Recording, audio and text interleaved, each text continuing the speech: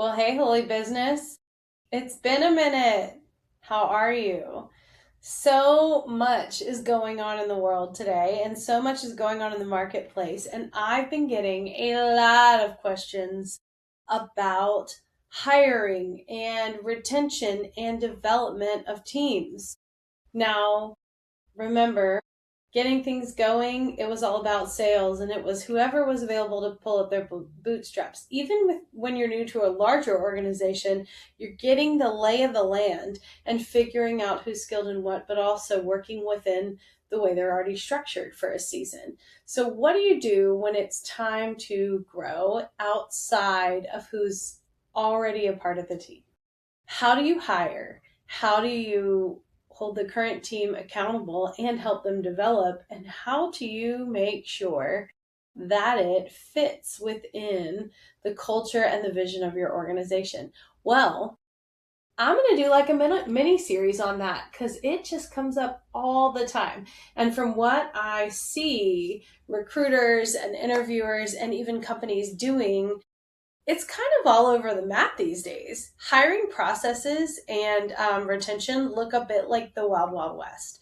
So, first things first, you've got to lean into the fact that you have a prayer life. You are going to seek God's wisdom and insight in everything you do. You're going to ask for red flags to come to light. You're going to do all those things, which will free you or should free you mentally to run a more simple interview process, vet the person, and then move forward with a decision.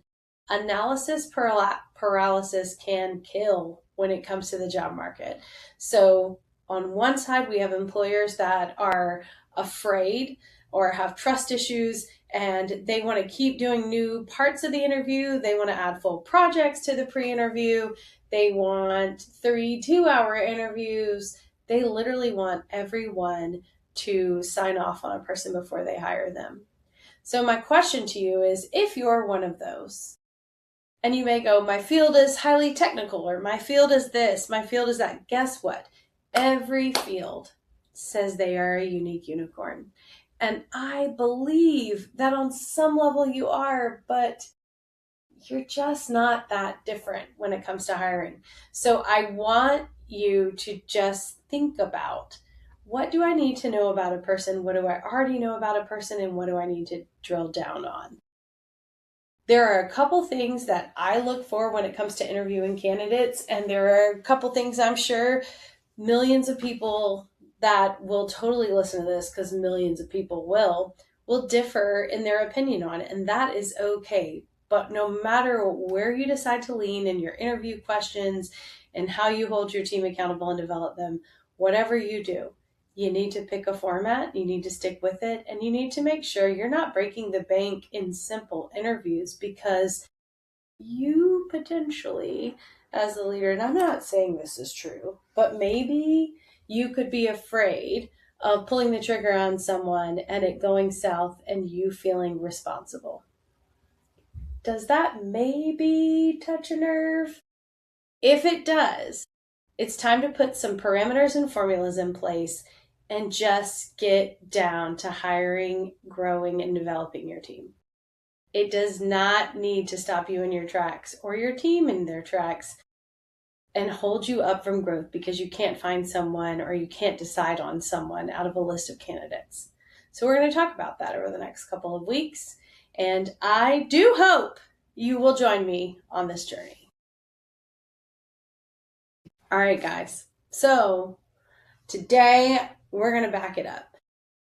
When we look at hiring, it's common to go, we have this need, or we know this need is coming, or it's this specific role, and we get really quickly into bogged down. Really quickly, we get bogged down. That's better. Really quickly, we get bogged down in the nitty gritty details of a job description, what they're going to do, or maybe you try to avoid job description altogether. That's a fun one where you're like, I kind of know this person that I think we should hire. Just say no starting today to that, first of all. But secondly, when we're getting into job description and what do you need to hire and all those things, it's common to get to that place of needing to grow your team and not have done some pre-work. And what I mean by pre-work is the foundational belief system of your organization.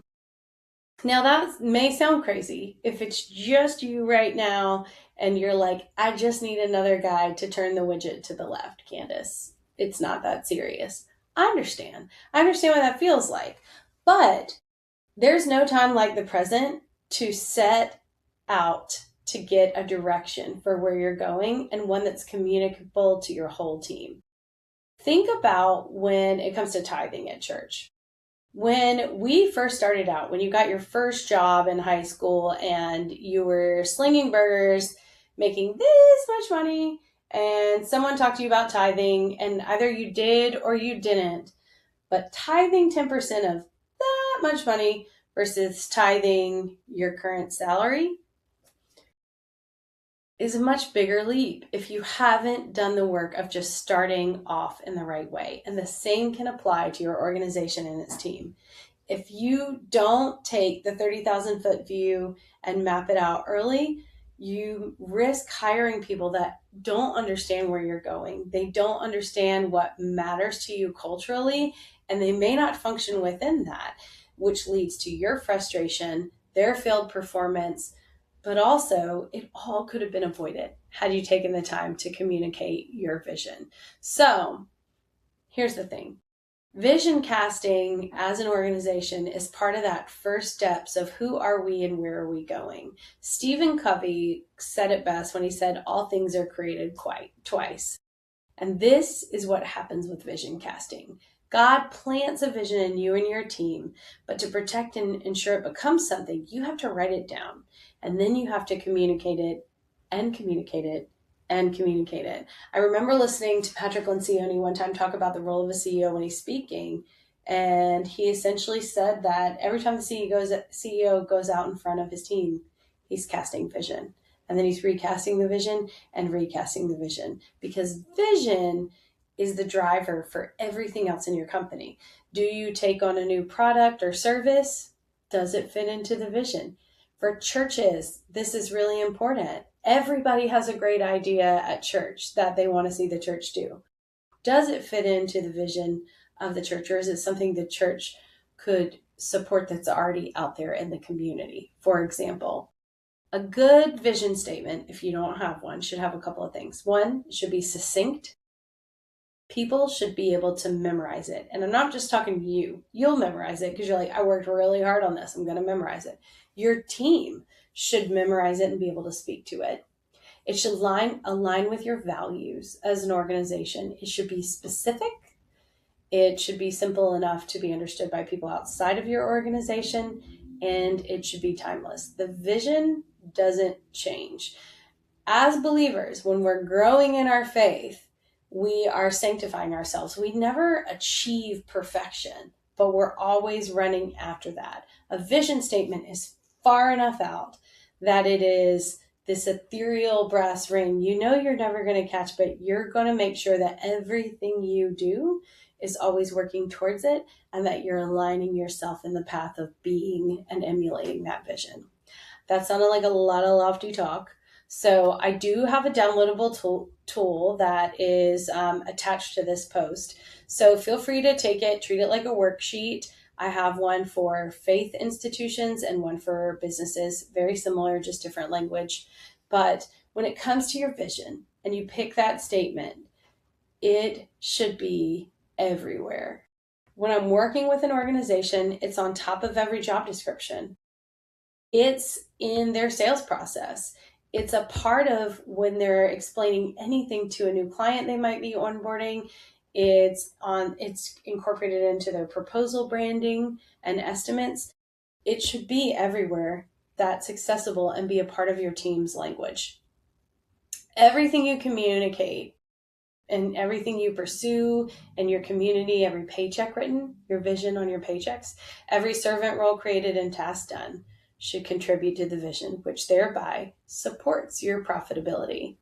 It should be the starting point, not the ending point, for job descriptions, teams, and even budget discussions, because everyone should know no matter how seemingly small in the world's eyes a task may be, that everything that happens in a single day in a community creates a far-reaching impact. So at the church, I used to always love to remind people if they're changing diapers, they're contributing to the vision because they're ensuring that parents are able to have an experience with Jesus without distraction, knowing that their child is loved so they can then receive the gospel. It's a big deal. But if we don't connect to vision, I'm exhausted changing poopy diapers. I never want to do this again. Does that make sense? The same for a business. Everything in your company supports your vision, and your team needs to understand that, because then when you train them in specific procedures, if it's not connected to vision, that's when things like cutting corners come into play, because it's not important. It was just something they told me to do. So you want to make sure they understand why everything is important by connecting it back to vision. So if you ever write a vision statement, if you already have a vision statement, write it down. And when you look at that vision statement, write down a couple of words that are values you would want people to say about your company. You want to have no more than, I think everything says 5 to 7, but again, you want your team to remember this and your clients to know it a little bit. Well, I think 5 is a pretty nice number. And then you are going to reference these when you get to do everything else. So fast forward, you have a vision statement and you have values. What do you do with those now? If I just wrote these big statements, Candace, and I have a couple of words, what does that even mean? Well, now you're going to take those words, and at the top of an interview guide or the top of a job description, you're going to post that vision.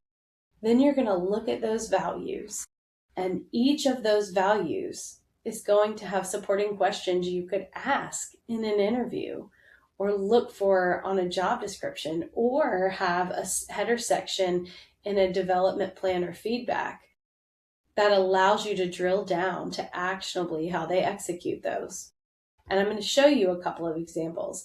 My first really favorite priority when I'm in an interview setting is probably counterintuitive depending on the field you're in. And I say that because in many technical fields I work with, they want to have highly technical interviews. Now, that is part of an interview process, but technicality, when you're hiring someone that clearly shows they've demonstrated the job or have the education required, is important, but not as important as some other things we need to look at. If they have the pedigree on their resume that is required with technical evidence, then you can ask questions about that, absolutely. But really getting to know the character and the culture of the person you're working with before bringing them onto a team when you have vision and values becomes priority. Let me explain. Teachability is something that I find, if you're asking me what is the number one thing you look for in someone. Now, obviously, this is after filtering a resume, making sure that a doctor has a medical degree, for example, and has done everything experience-wise that would be required. Beyond that, though, if I'm sitting with someone in a room and they aren't teachable, it's a huge red flag. Here's why. Someone who's teachable simply is able to be taught something. Whether you are working with an experienced team that requires doctorate degrees and tons of education and lots of experience, or you're working with someone who's entry level and they are maybe getting their first position and they're even learning how to clock in and out. Whatever it is, those groups being teachable immediately allows you to begin to create an opportunity for them to join into your culture. It also allows you to give feedback easily and for them to begin to have an open conversation about feedback and development with you. If someone is teachable, they are going to be able to recognize when they make a mistake. They're going to be able to receive when you correct that mistake, and they're going to be focused on doing it differently next time. When someone is not teachable, it can very quickly breed offense. And what I mean by that is the first correction comes up. If they aren't teachable, it's, well, this is the way I've done it forever. Or maybe you should consider changing that because I think my way is better. Those are things that seem like simply minor frustrations and poor reactions, but the truth is you want someone that's willing to come in and learn it and be a part of the team and value that more. And then they can become a part of change when they have an idea that is of value. They've got to be able first to be teachable. Some questions that you can ask for teachability in a job interview. When was the last time you had to recognize you were wrong about something? I love to ask that question. I used to ask about their weaknesses a lot, but I found that some people couldn't even think of one. Some people didn't formulate it well, and some people kind of danced around the question. So asking someone, when was the last time you had to recognize you were wrong about something, really allows them the opportunity to say they did recognize it, what it was, and what they learned. Here's the other thing you'll get if there's a red flag there. You may hear, this went wrong, and then I realized that it was someone else's fault. Or this went wrong, and I told my supervisor how that policy was bad. All of those things can be true, but that's not what we asked. We asked about the time you were accountable for a mistake. Follow-up question to that you can ask is, what has developed out of that? What did you learn from that? What do you do differently now? Other questions I love are, who is a mentor that you have professionally or that you've had in the past? Tell me about that experience. That allows them to not only celebrate something that was potentially very impactful in their lives and share what they learned from it, which will give you insight. It also is a check on if they actually feel like they need to learn and grow and what their long-term trajectory looks like career-wise. So that's one I love to ask. When was the last time you changed your opinion based on new information? Tell me about that. That's another great question to ask because obviously they have to say, I learned I was wrong and I changed my opinion. A willingness to change opinions in a growing environment where they're going to be hopefully experiencing rapid growth themselves to keep up with what you've got going on in your organization is going to be important to their success. And they might help you in innovation or correction of a process or delivering feedback appropriately and receiving it when it's time for it to come. So those are just a couple of questions on teachability. The same could apply to teachability, not just as a value in the interview format, but when it comes to feedback and personal development plans. You can run self-analysis on those things. So, do I listen more than I talk? Do I go out of my way to prove that I am right? Am I open to doing things in a way I haven't done before? Those are all things that could become actionable and measurable bullet points in a development plan with your team. So that's how we got from vision to one of the values to interview questions to feedback and developmental questions internally. All of that comes from what started out here, but now gives you a formula to build on. So if you have a vision statement and you have values under that vision, those values then become questions that give you behavioral feedback and insight in an interview format. That same feedback and insight gets applied over the course of someone's career with you, and their tenure can be mapped out and their growth monitored through how that changes over time. So what seemed as kind of lofty thought that wasn't really actionable or usable is now starting to feel a little bit more like a formula. Now let's tie that back in to interviewing. If you don't have those things and you're picking interview questions and how to run the interview, you're obviously starting a little bit in the dark because there is no format of, I need to know these things about a person.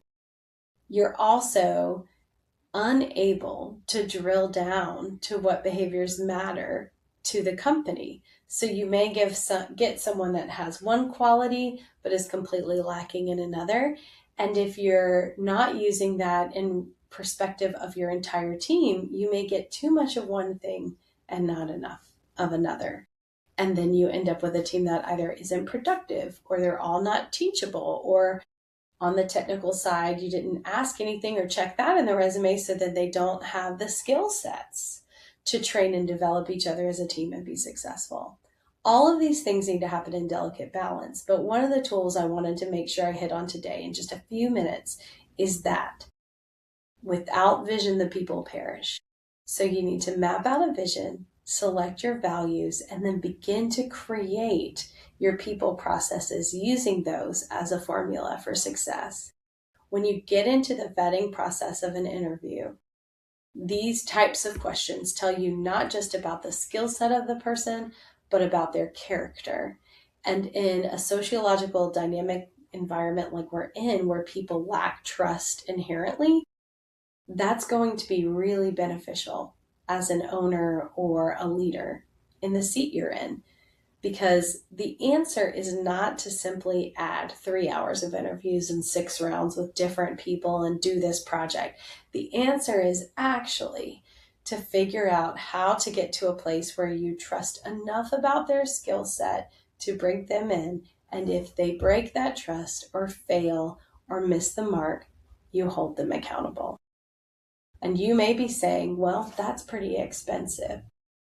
How much is it costing you in time, in the value of the payroll invested, to have all of these interviews and an opening sit because you're afraid to pull the trigger?